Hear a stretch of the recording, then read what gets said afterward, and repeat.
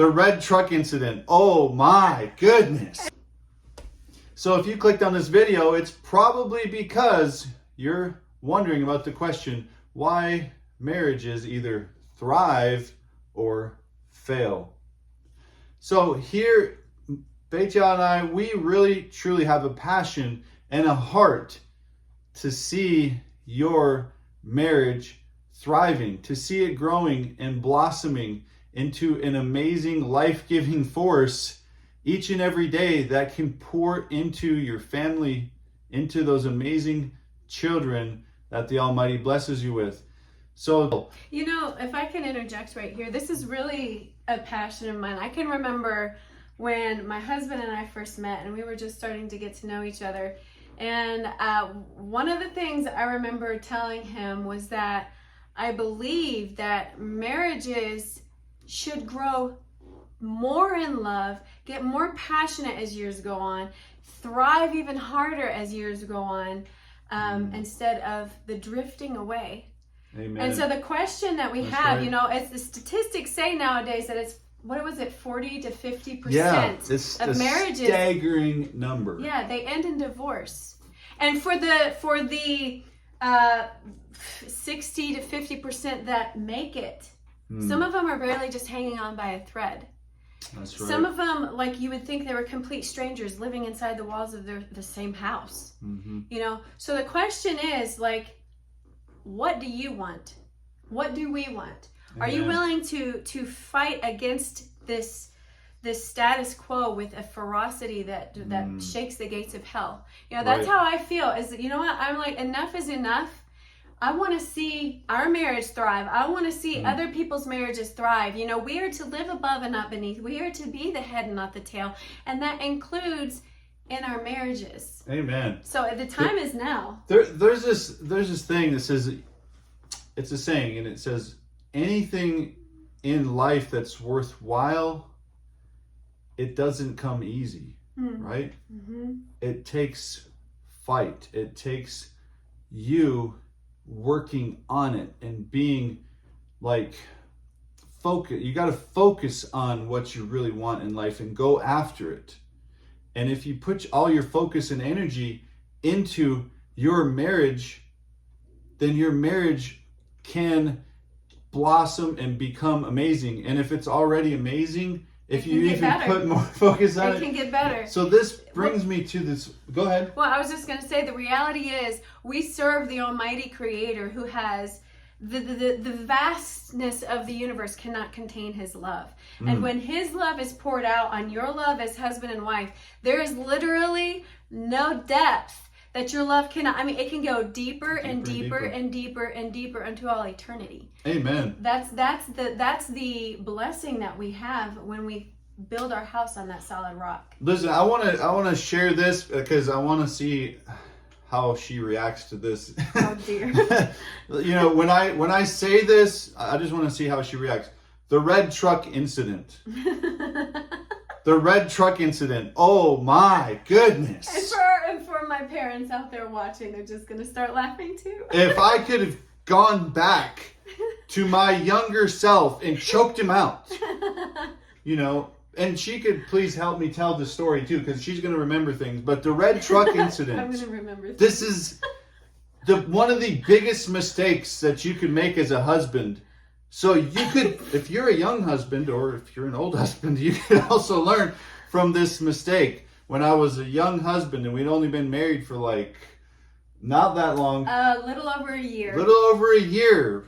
Rookie mistake coming at you. So I bought a red truck. Nice. And I say I bought the red truck. You see what I'm saying? I bought the red truck. But as you know now, it's our red truck. And not back then. Let's just listen. How did I learn the lesson that it's our red truck and it wasn't my red truck? Hold on. No, let me add a little bit of drama here, okay? I just had our firstborn baby boy. Oh my goodness. Just make me feel like really low. Literally. This would go on as like... newborn baby. I'm healing. I'm recovering. And it's a beautiful day. It's midsummer, beautiful day in West Virginia, just nice gentle breeze. Oh, my mom and I, we want to take my 3 younger brothers and the brand new baby and go to the park, and we need a car. Yeah, they We need needed a good car. They needed my red truck. So I call him, and I'm like, "Hey, Lovey, I need to use the truck. Can I use the truck, please?" Why? Yeah. Why? Yeah. He says, So why? And I'm like, well, I need, it's a nice day. We want to take the children to the park and so on and so forth. And then I just basically blew up and was so angry and was like, no, you can't use the truck. It's my truck, and you gotta, basically you're not allowed to take the kids out. You gotta stay home and cook and clean with your newborn baby. You know what I mean? It was just... No, he didn't say that. I am not about to let you look that bad. No, but he totally did not say that. This is what people are thinking that I'm like, right? Because this is what, if you were to observe the situation, you're like, oh my goodness, she just had a baby. She needs to get some time to get out and get some peace, get with mom and take the kid and go on a walk and all this stuff that you need.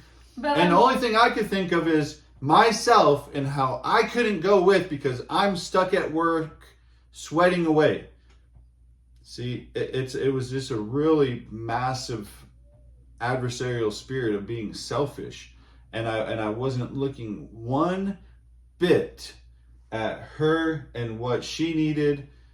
And here soon you're going to find out how the Almighty got hold of me and was like shaking some sense into this young husband who was literally needing to learn a lesson.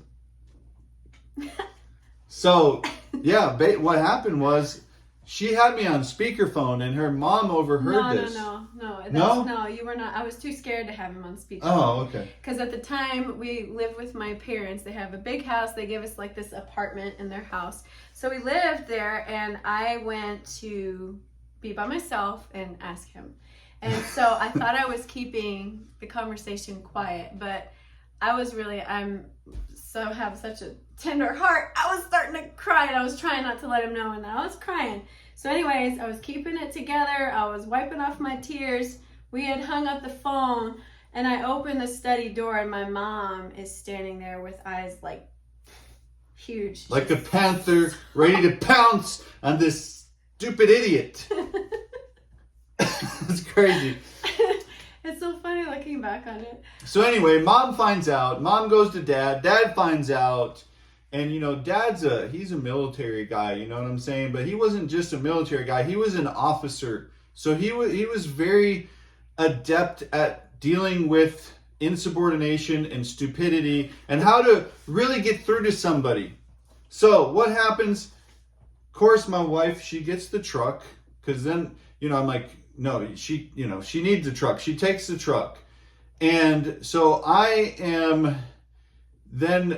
come home after work. There's no one home. My wife is gone. The lights are even dimmed.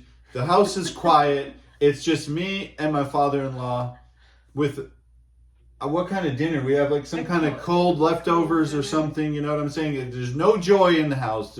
It's literally complete silence. And we're just literally sitting there. And silence can really mess with you when you know you're wrong and you know you need a correction. So basically after this, I just bust open and I'm like, oh my goodness, I really messed up. I need to apologize. I came to my senses. Thank Yah for righteous, parents that can help guide us in the right direction. And it's these types of lessons that we were able to learn throughout our marriage that we want to share with everybody who is desiring help, who's desiring to just make improvements in your marriage so that you don't have to stay stuck like that. Yeah, and so what's the point of the story? The point of the story is we were learning communication. Yeah. And we were learning selflessness. Yep. And that's actually in our study of the top 10 things that are like a curse on marriage is like a lack of communication. And really nurturing that communication. Right. So, Amen.